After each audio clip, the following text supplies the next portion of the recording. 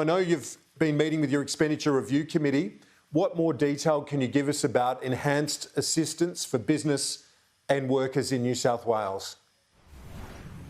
Well, we were able to work through this morning the in-principle support for where we'd like to go forward with New South Wales. We've been working closely with them, have been speaking constantly and text and speaking as well with the Premier in New South Wales, Gladys Berejiklian, and Josh Frydenberg has been working closely with the New South Wales Treasurer Dom Perrottet.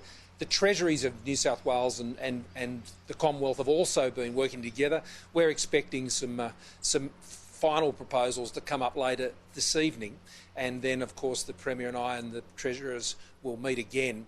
I think we're getting pretty close. What we learnt last year when the pandemic hit is we had some very clear principles, Kieran, that really guided how we directed that economic support so it was maximum effect. And I think most people would agree that those measures we did put in place were incredibly effective. The fact that 1 million people or thereabouts are back at work, I think is testament to that, and the economy is larger now than before the pandemic struck.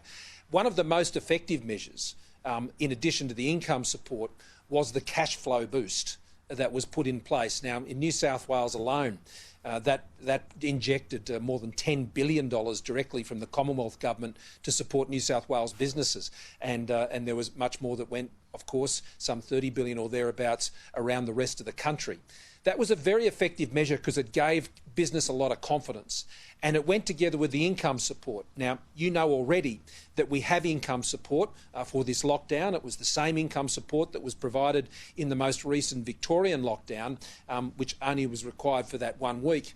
We're now into week 3, and we waived that liquid assets test. We go into a week 4, we're looking at further ways we can strengthen that. So you've really got to match the income support, which is what the Commonwealth is doing 100%, and you can access that on 180-2266. That's available right now for those who need it, who've lost hours as a result of this lockdown.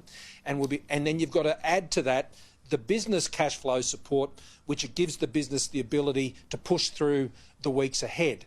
And so that's what we're bringing together. We're moving swiftly, but you've got to make sure you get that design right so it's simple, very simple for businesses, and it's rapid and is supported by the banks as well.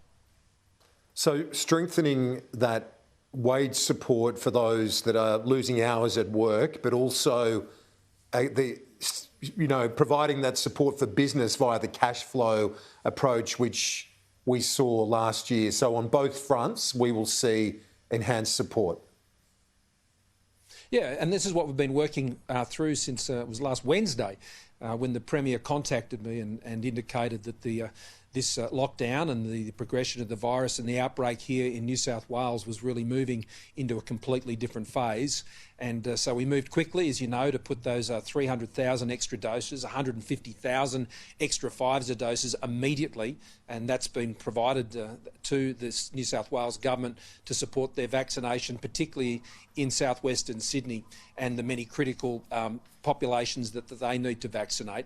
On top of that, we then moved to relax those income support payments, and now we've been working over the weekend with them cooperatively together to ensure that we can deliver a support that is targeted, that is proportionate, that is scalable, and ultimately is support that doesn't have to be there forever. It needs to back businesses in with the decisions they're making right now to support their staff. But if you have lost hours, you can access that income support right now. It's the level of income support that was available in JobKeeper in its final phase in March of this year. Now, the vaccine advertising, we've seen the ads roll out in Sydney, quite a graphic advertisement, a woman struggling to breathe on a ventilator. What do you say to criticism that that's simply too graphic? Well, there's always criticism of any advertising, I know that. And it was only a few weeks ago that our very critics were saying that the advertising needed to be stronger, far stronger, even making references to Grim Reapers.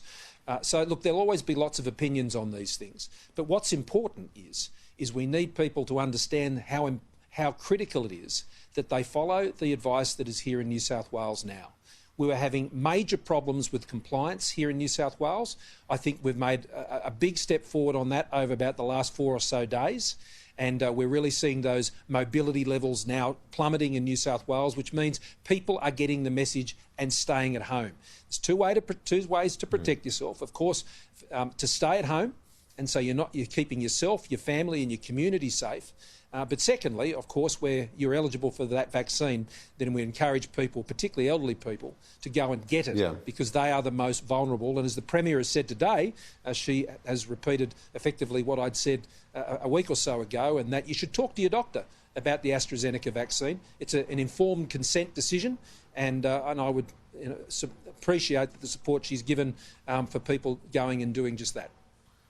There's been some criticism as well from younger Australians who see that young woman on the ventilator and say, well, we can't even get the preferred vaccine at the moment. It all goes back to supply. Is it unfair? Is it misleading in a way for that ad to have that young woman as the feature when a lot of people in that cohort can't get the jab? Well, as I said, it has two messages, and one is that to stay at home. I mean, that we can't be complacent about this. And young people moving around the city was putting people at risk right across the community, including themselves. And so there's that message. But also, I mean, as I just indicated, and as the Premier already has today, about going and seeing your doctor and having that discussion about available vaccines. But of course, with the Pfizer vaccine, which we have been able to upscale and bring forward those vaccines to 1 million a week very, very shortly. And there's additional vaccines going into New South Wales right now, those 150 Pfizer. Then that is obviously going to improve things as time goes on. 11 of the 52 people in hospital in New South Wales are under 35, 6 under 25. Was Dr Jeanette Young wrong when she told young Australians it's far too dangerous to get AstraZeneca? Well, it doesn't accord with the TGA advice and the ATAGI advice. That's all I said. I said that people should talk to their doctor. And the TGA approval for AstraZeneca is for those age groups. And that the ATAGI advice said there was a preferred vaccine for those under 60, and that's why it's important that people talk to their doctor. I just basically restated what the ATAGI advice was. But equally, I know from talking directly to the then head of ATAGI, who made that decision about the over 50s originally, and the view was very clear from ATAGI that where the balance of risk changes, i.e. when you've got an outbreak like we're seeing in Sydney at the moment, because of the very low incidence of the cases that involve those complications and quite serious ones on very rare circumstances, that the balance of risk tips for having the vaccine. And that's why it's important that people have that discussion with their doctor. If we'd treated the vaccination rollout as a race, would we still be having lockdowns like we're seeing now? No. Those comments were made at a time when we were talking about the approval of those vaccines by the official bodies here in Australia, that we had low rates of COVID at the time, and the view was by Professor Brendan Murphy and many others that those agencies had to do their job, and we had to get the rollout occurring in the most effective way to target those in the older age groups. And so we were prioritising where those vaccines in the early phases needed to go. Those comments were made back in March, and Kieran, I mean, clearly the situation has changed since that time, and that's why we've been ramping things up. We are now hitting almost 1 million vaccine doses a week, and at no stage was there ever envisaged, under any plan or scenario, that Australia would have been in a position right now where we would have had a critical mass of vaccinations in the community. And in fact, the only country I'm aware of in the world today that has a vaccination rate of higher than 65% is Israel. So the suggestion that Australia wasn't going to be in a suppression phase at this point of the year is just simply not correct. And I think those sorts of comments and the criticisms that have been directed towards us on that tend to have a bit of a political overlay. When you look back, though, in hindsight, would you have acquired more Pfizer jabs? If we look back to December, say, when the UQ-CSL vaccine fell over, the government had ordered an extra 31 jabs, 20 million AstraZeneca, 11 million Novavax, no Pfizer. At the time, if you could take yourself back to that point, would you have stepped up the acquisition of Pfizer then? Well, I don't have that opportunity. And no one could have known at that time, Kieran, and that's the point. So what we did was, as soon as we had those issues, we increased our contracted doses from 10 to 20 million Pfizer. And that was done very quickly. I remember it when Greg Hunt was able to secure that. And then when we had the challenges with the ATAGI advice, we got it doubled very quickly from 20 million to 40 million. And now, most recently, after some great work done by Greg Hunt and Brendan Murphy, we've been able to bring forward those doses so we can escalate the level of vaccinations we're getting this month. We keep going at the rate we're at now, we will reach where we want to get to by the end of the year. And as I said earlier last week, that would put us about 2 months out from where we were and hope to be earlier in this year. And so we've been doing a lot of catch-up over the recent months. There's been serious challenges, I don't deny that. But you can't dwell on those challenges. You overcome them as we have. I appointed Lieutenant General Fruin to bring all of that effort together, and I think he's made a great job of that. And things are really starting to escalate where people, I know, would like them to get to. Did Kevin Rudd's intervention help in any way? Well, I can only go by what Pfizer said, and Pfizer have issued a statement. I mean, look, I welcome the support from anyone who wants to assist with these things, and that's fine. But ultimately, as Pfizer has made very clear, I mean, this is a contractual relationship between the federal government, the Commonwealth government, and Pfizer. It's been a very positive relationship. I'm very appreciative of the way that Pfizer has been able to respond to all of our requests, whether it was going from 10 to 20 million or 20 to 40 million or bringing these forward. That is the work that is being done each and every day, not one conversation, each and every day by all of our officials and government ministers and others who are supporting ensuring we get things as soon as we possibly can. So welcome any support and appreciate that. Did you speak to the head of Pfizer? Based on what Pfizer said, I don't think it... Sorry? I've spoken to the head of Pfizer here in Australia, which is where the contract is, and that's how it's managed on numerous occasions. In fact, while I was in Europe, I had the opportunity to also sit down one of their senior board directors. So we've been managing that relationship at a very senior level. Now, I've spoken to Pat McGorry, the great Australian, Australian of the Year, psychiatrist and mental health advocate, and he said to me in the last couple of days, the federal government is doing more than it's ever done. So was giving your government a rap on that front, but he said to me, the scale is moving faster than we can keep up with. Do you accept that this pandemic has had a much heavier impact on younger people than it has anyone else? Well, it's hard to draw a conclusion about whether it's had a greater impact on younger people. I would certainly agree that it has had a very significant impact on younger people. I think it's had a significant impact on all Australians, to be frank, Kieran. And regardless of what age you are, your mental health has been of a supreme concern to us as a government. We as a government have put more into supporting increased mental health support in our community than I'm aware of any other government probably around the world. When I've sat with leaders and talked about the various COVID responses, it has been Australia that has been the one nominating how we've worked through groups like Headspace. In fact, when I was with Prime Minister Johnson, I was actually talking to him about Headspace, and Pat and I had that conversation before I headed over there. So the only other leader that has really highlighted this in any of the forums that I've been in is actually the Sultan of Brunei at an APEC meeting last year. And Australia has been very consistent, and our response, I think, has been very effective, and the organisations, whether it's Lifeline or Kids Helpline or Beyond Blue or many of these organisations that we've increased funding for, Headspace included, they have met a rapidly escalating level of demand, and as a result we haven't seen the escalation in those death by suicide rates that we were dreadfully concerned about.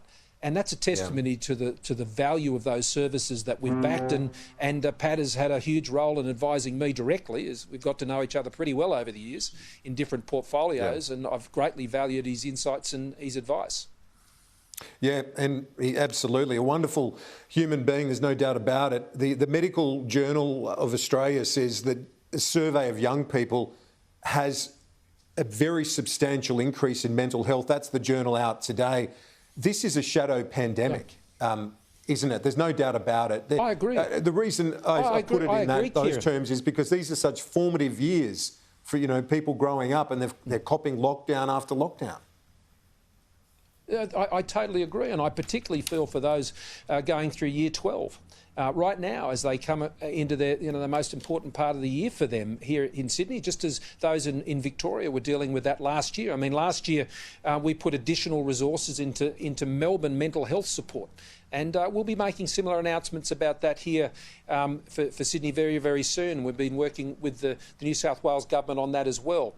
So we are working together, and I would absolutely agree. I mean, that's why in the last budget, it was the single biggest boost to mental health funding and a plan for not just that, but national suicide prevention as well, which has been a high priority for me and for my government.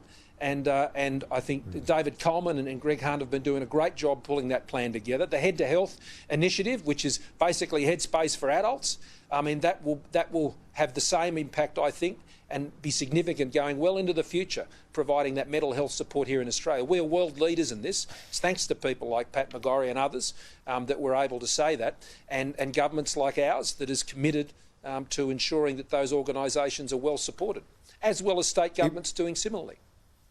It'd be remiss of me if I didn't end on a positive note, given the events of the weekend. Ash Barty, once in a generation, well, hopefully not once in a generation. She's only 25. She'll probably win a few more slams. We hope she does. Have you spoken to her at all? Message of congrats? Yeah. I spoke to Ash first thing this morning, and we had a great chat. And I spoke to Dylan Alcott last night, actually, as well. And they're a great pair, and they're tremendously supportive of each other. Of course, their Wimbledon achievements are, just breathtaking and inspirational. And I'm sure many of us, I certainly was up there watching the other night. And I just loved her grit. I loved her determination that she pushed through when she thought she might have had it at the end of that second set, but didn't turn out. But she doubled down and pushed through to the end of that third set. But I tell you what's more inspirational about both of them. It's just the quality of the people they are. They're great characters. Talking to Ash this morning, she was just talking about the values of her parents. Both of them so appreciative of the great support they'd received from Australia. That really did lift them, and I told them, but, well, you lifted Australia, both of you, particularly those going through a difficult time where we are at the moment, and we look forward to Tokyo. Yeah, absolutely. And she just said, I hope I made Yvonne proud, tapping into that, that was special. Her hero. Wasn't it beautiful? Yeah. That was absolutely special. No, it was just great. It's the quality. I mean, there are plenty of great athletes, but I think they put themselves in a class of their own by their own character. Prime Minister Scott Morrison, thanks for joining me today. I appreciate it. Thanks a lot, Kieran. Good to talk to you.